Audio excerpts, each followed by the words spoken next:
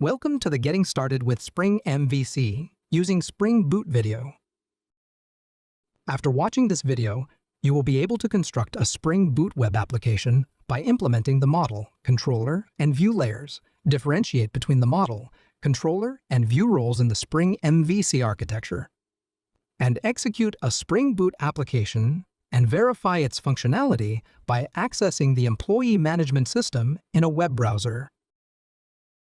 Have you ever wondered how web applications handle user requests and deliver dynamic content?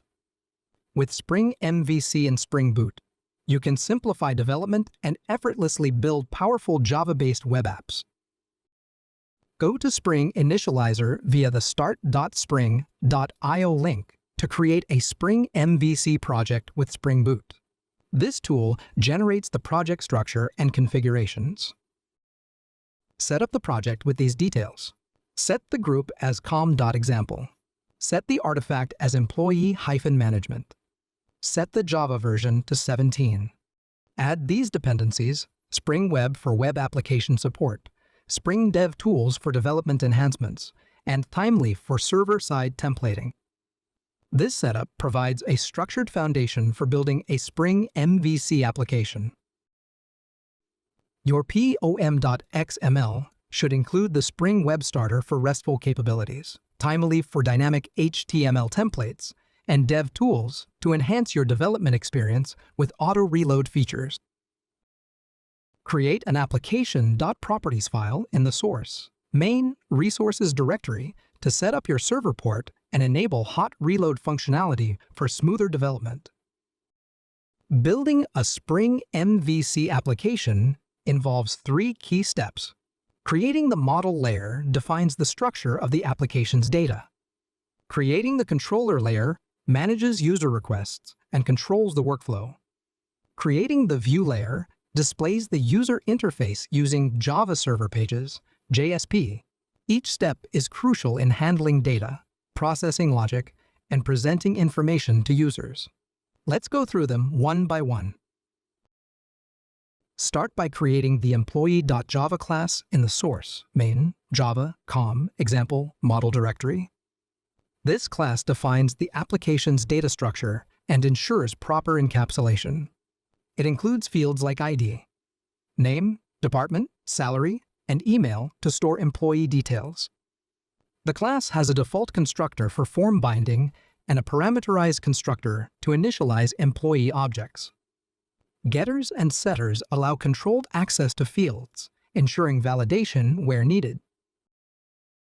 Create an employee-controller.java class in source, main, Java, com, example, controller directory. Define the employee controller class. This class is part of the MVC architecture and handles HTTP requests.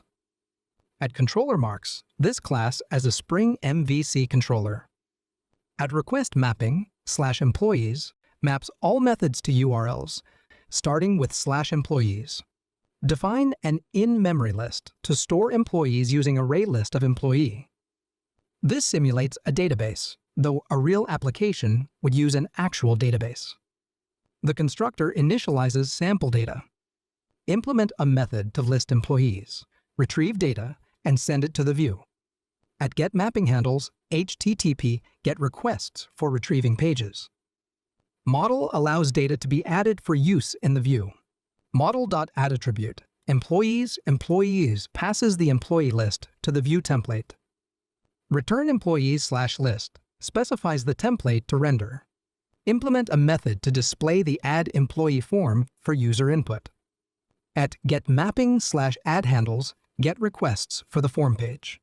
Model.addAttribute employee new employee creates a blank employee object for form binding. The method returns employees/add to display the form. Create a method to process form submissions, assign an ID, save the employee, and redirect to the list. At postMapping/addHandles HTTP post requests for form submission. At model-attribute employee automatically binds form data to the employee object. Return redirect :employees prevents duplicate form submissions by redirecting the user. Create a list add.html in the source, main, resources, templates, employees directory. This page displays all employees in a table format. The table structure includes columns for employee details like ID, name, department, salary, and email. The table body is where employee data will be dynamically inserted using TimeLeaf in future lessons. A link lets users add a new employee, directing them to the Add Employee form. Create the add.html file in the source, main, resources, templates, employees directory. Following the MVC architecture, this page provides a form for adding a new employee. The form includes input fields for name, department, salary, and email, using standard HTML form controls for data input. The Submit button saves the employee details and redirects to the employee list. These view templates follow MVC principles. The list view displays all employees in a table. The Add view provides a form for entering new employee details. Basic CSS styling ensures the form is well formatted. The templates currently use plain HTML. TimeLeaf will be introduced in future lessons. Create the Employee Management Application.java class inside the source, main, Java, com, example directory. Define the Employee Management Application.java class. At Spring, Boot Application enables auto-configuration. The main method starts the application using Spring Application.run. Run the application by executing the main method inside Employee Management Application from your IDE. Open a web browser and navigate to http://localhost:8080/employees to access the application. The employee listing page should be visible. Click Add New Employee to test the form submission. If the application doesn't start, check for common issues. Ensure port 8080 is available. Verify that the project structure matches package paths. Verify that pom.xml dependencies are correctly defined. In this video, you learned how to set up and run a Spring MVC application using Spring Boot. The model layer defines the employee class, which represents employee details and includes constructors, getters, and setters for data management. The controller layer processes user requests using employee controller, maps URLs, retrieves employee data, and handles form submissions.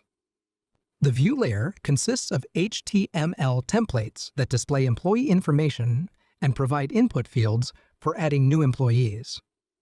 Running the application starts the server, allowing access to the employee management system.